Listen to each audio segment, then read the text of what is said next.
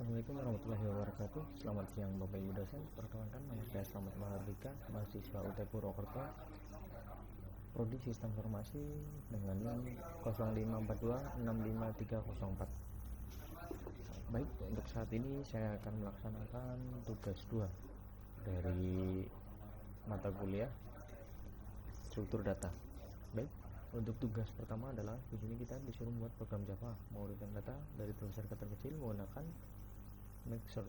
Untuk yang kedua adalah membuat program Java yang mengurutkan data dari terbesar dan terkecil menggunakan coding sort. Baik, untuk itu kita langsung saja ke proses codingnya. Nah, di sini tadi sebelumnya saya sudah membuat proses codingnya ya dari awal hingga akhir. Untuk itu saya akan menjelaskan saja untuk mempersingkat waktunya. Nah, di sini itu ada package tugas 2. Ini kita buat dari file new, terus kita bikin kelas baru. Kelas baru isinya namanya tugas 2, dan untuk temnya ini kita bisa diisi dengan make sort atau counting sort sesuai dengan yang akan kita bahas. Nah, itu kita tadi pertama kita adalah bikin make sort. Di sini ada public classnya adalah kelas make sort ya. Dan untuk kedua adalah selanjutnya adalah void make sort. Ini adalah bagian ini untuk dilanjutkan merupakan fungsi bernama make sort. Di sini untuk fungsi ini memiliki variabel yang memiliki variabel input dan output yang bertipe integer. Variabel tersebut adalah array yang merupakan variabel subarray untuk menyimpan data yang akan diurutkan.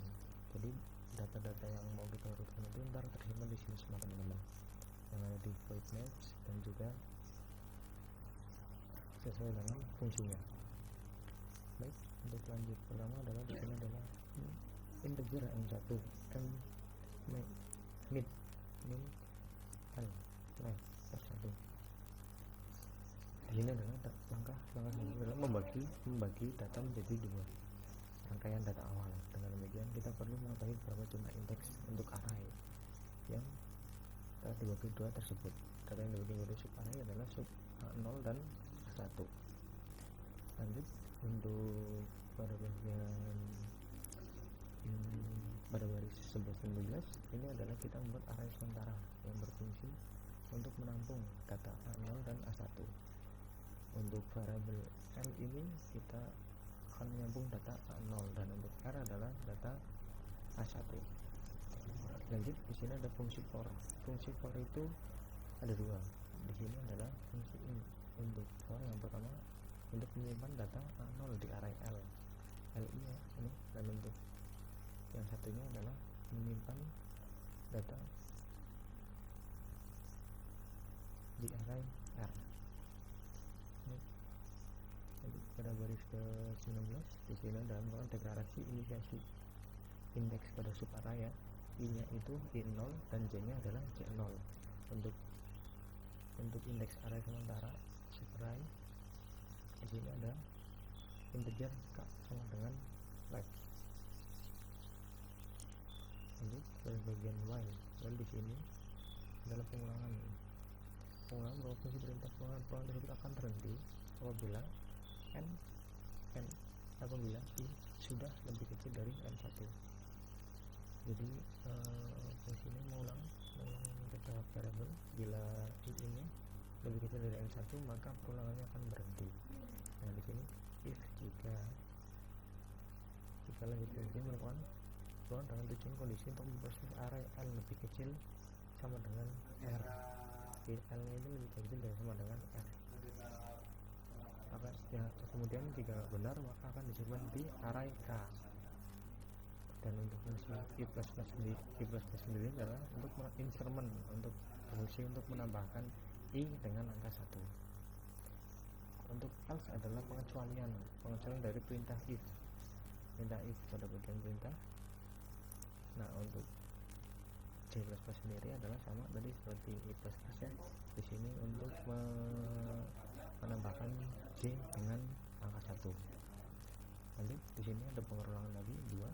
Pengulangan ini berfungsi untuk melakukan perulangan hingga nilai I lebih kecil daripada N1 dan juga J lebih kecil daripada N2. Kemudian di sini lanjut ada void sort. Void sort berfungsi merupakan rangkaian array yang menggunakan algoritma merge sort. kalau misal terdapat kondisi jika L lebih kecil dari R, maka perintah di antara 1 dan 2 akan terselesaikan. Lanjut, di sini ada static void. Di sini static void print array itu berfungsi untuk mencatat ukuran atau panjang dari array yang terdapat pada baris 63. Selanjutnya, untuk public static void main adalah mainboard dengan ciri utama ada kata mainnya, teman-teman. Mainboard. Dan di sini ada sistem out print data asli. Ini nanti akan menampilkan data array. Ini kan ada in array, integer array. Nah, ini data yang masih acak. Data yang masih acak di sini nanti akan di sistem out. Di sini ini akan menampilkan data asli. Urutannya dengan seperti ini, sama seperti data aslinya. Dan untuk snapshot ini kita buat objek baru ya, dengan nama snapshot. Kemudian objek itu adalah akan menampilkan data setelah diurutkan. Untuk itu, mari kita coba jalankan semua programnya. Nah, untuk nanti data hasilnya adalah seperti ini. Ini data asli ngambil dari sini integer, dan ini data setelah diurutkan dari kecil ke terbesar dapat semua. Baik, untuk tugas soal pertama seperti itu kurang lebihnya. Untuk tugas kedua di sini sama, dia ada counting sort. Counting sort itu mengurutkan data, tapi bisa yang dipisah-pisah dulu. Jadi ada data misal satunya ada 3 kali, nanti akan diurutkan satu dulu sebanyak 3 kali. Itu teman-teman. Bedanya sama yang tadi adalah snapshot.